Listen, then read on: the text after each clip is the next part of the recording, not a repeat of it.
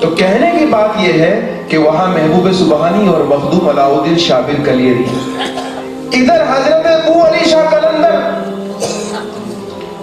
ساتوں آسمان بنا پیر کے طے کر لیے، کیونکہ قلندر مادر ذات ولی 17,000 حجاب میں سے اللہ کے 50,000 حجاب بنا پیر کے مرشد کے طے کر لیے، قلندر مادر ذات ولی۔ اب 20,000 جو باقی رہ گئے، ایک قدم آگے بڑھانے کی کوشش کی، اللہ کی طرف سے آواز آئی، اے ابو علی شاہ قلندر اب رک جاؤ، کسی مرشد کامل کا ہاتھ پکڑ کے آؤ، یہ بنا پیر کے طے نہیں کر سکتے۔ اب ہوتا یہ تھا، جس آسمان پہ جاتے تھے تو حضور سلطان المشائخ نظام الدین محبوب الہی کو نماز پڑھتے ہوئے دیکھتے تھے، جن کا آج عرش مبارک ہے۔ دوسرے آسمان پہ، تیسرے آسمان پہ، چوتھے آسمان پہ، پانچویں آسمان پہ، چھٹے، سات۔ اچھا، حجاب جب پار کرتے تھے، جس حجاب کو پار کرتے تھے تو وہاں بھی محبوب الہی کو نماز میں دیکھتے تھے۔ اب کہا، ادھر نظام الدین محبوب الہی کو فرمان ہوا کہ جاؤ، قلندر ہے بھائی، ابو علی شاہ قلندر کو بیعت ہونے کی دعوت پیش کرو۔ تو کہا، خسرو یہ کام تو تجھے ہی کرنا پڑے گا۔ بولے حضور قلندر کی بارگاہ میں جا رہا ہوں، یہ نہ ہو کہ میرا کام تمام ہو جائے۔ بولے اللہ تیرا محافظ ہے، لیکن ایک وصیت کرتا ہوں، وہ جو کہے اس میں ہاں میں ہاں کرنا، انکار مت کرنا۔ تو ابو علی شاہ قلندر جاتے ہیں، کہتے ہیں کہ او قلندر، خسرو تیری تو بہت صورت سنی ہے، بہت اچھی شاعریاں پڑھتا ہے، چل میری بھی ایک شاعری پڑھ لے، سن لے۔ حضور سنائیے۔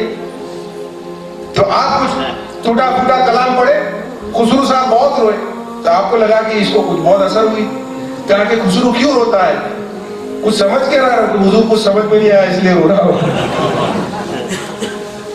اور خوش ہو گئے، بول کس لیے آنا ہوا؟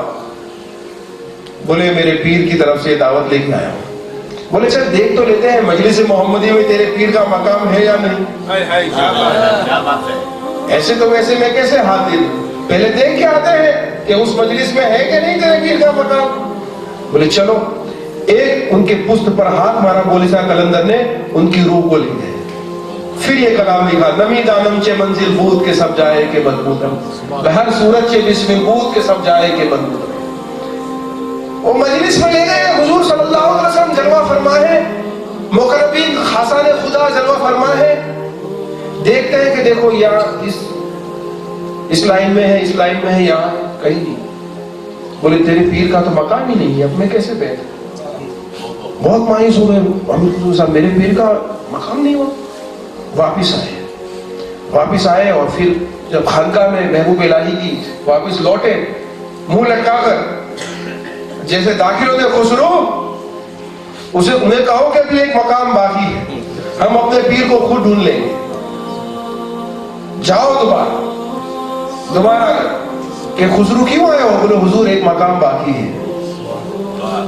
چلو واپس، دوسری بار گئے، حضور صلی اللہ علیہ وسلم کے جب قریب پہنچے، دیکھ رہے ہیں کہ کچھ ڈھونڈ رہے ہیں۔ کہا کسے ڈھونڈ رہے ہو؟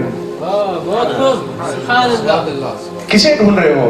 محبوب الہی کو۔ اوپر چلے جاؤ، اوپر چلے جاؤ۔ اوپر کی منزل پہ گئے، وہاں بھی دیکھا کہ سرکار تو عالم صلی اللہ علیہ وسلم کی ایک روح مبارک جلوہ فرما ہے، اور وہاں خاصان خدا جلوہ فرما ہے۔ کہا کہ اور اوپر چلے جاؤ۔ اس کے اوپر کی منزل پہ گئے، دیکھا کہ وہاں بھی سرکار دو عالم صلی اللہ علیہ وسلم جلوہ فرما ہے، اور دیکھا وہاں پر کہ وہاں ایک دائیں طرف نقاب پوش بیٹھے ہیں اور ایک بائیں طرف نقاب پوش بیٹھے ہیں۔ حضور صلی اللہ علیہ وسلم نے کہا کبھی کبھی اپنا نقاب اٹھا بھی لیا کرو۔ کیوں؟ کہ لوگوں کو شک اور شبہ پیدا ہو جاتا ہے، کیونکہ محبوبی ہے۔ حضور صلی اللہ علیہ وسلم 1,24,000 انبیاء علیہ السلام کم و بیش میں اکیلے ایسے ہیں جو حبیب کے رتبے پر ہے، اور یہ بھی مقام محبوبی ہے۔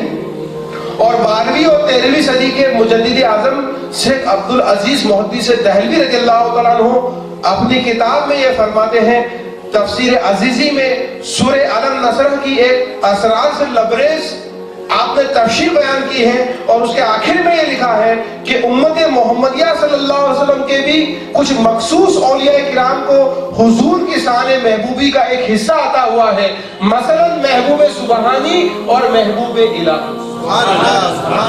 یعنی جو میں نے بات کہی اسے اس دور کے مجدد نے اس پہ مہر مار دی، دیکھ لینا۔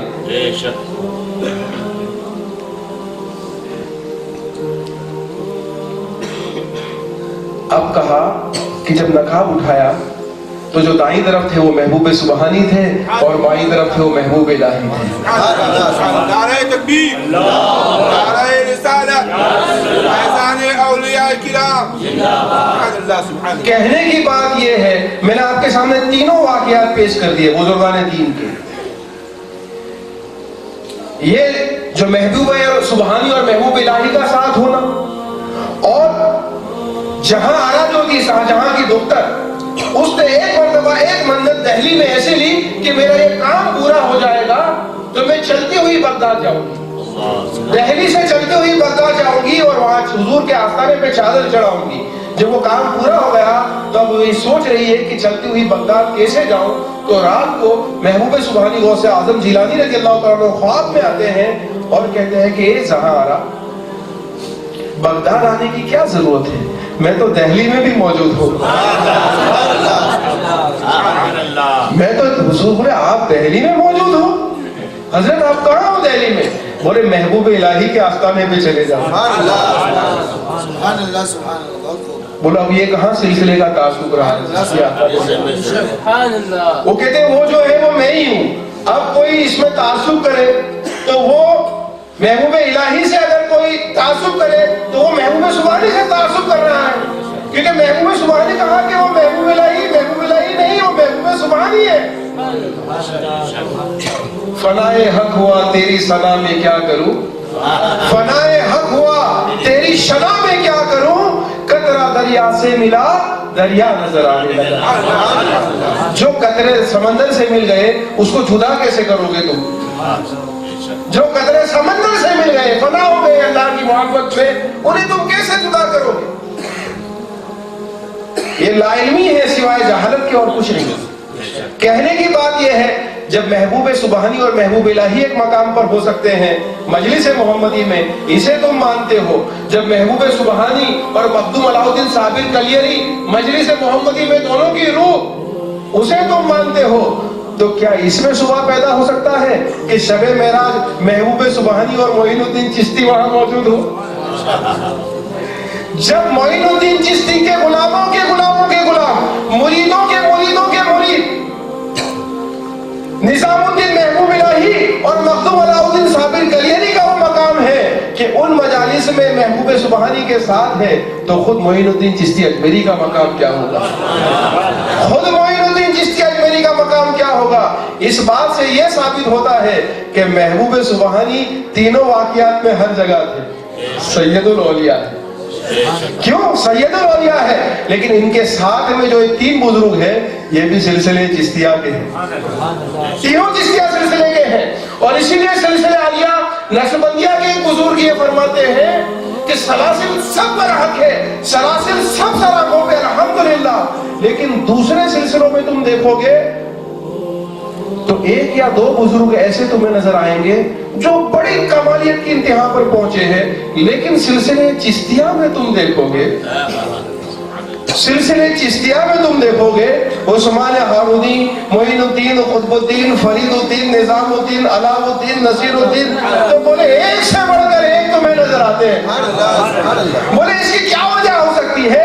سلسلے عالیہ نقشبندیہ کے بزرگ لکھتے ہیں کہ اس کی وجہ یہ ہے کہ دیگر سلاسل میں پیر اور مرید کا جو رشتہ ہے وہ استاد اور شاگرد کی طرح سمجھا گیا، جب سلسلے چشتیہ میں محبت کا غلبہ اتنا ہوتا ہے کہ پیر اور مرید کا جو رشتہ ہے وہ عاشق اور معشوق کی طرح سمجھا جاتا ہے۔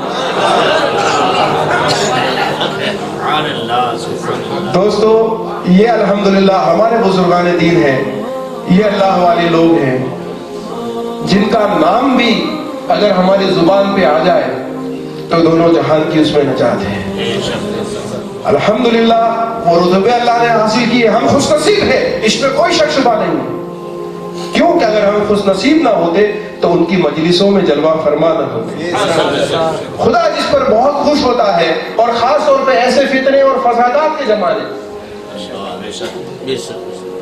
کیونکہ اولیاء اللہ کی صحبت ایسی نعمت ہے کہ جو کسی کو خسارے میں نہیں رہنے دیتی. ایک گھڑی کی صحبت 100 سال کی ریا بغیر کی عبادت سے بھی افضل ہے.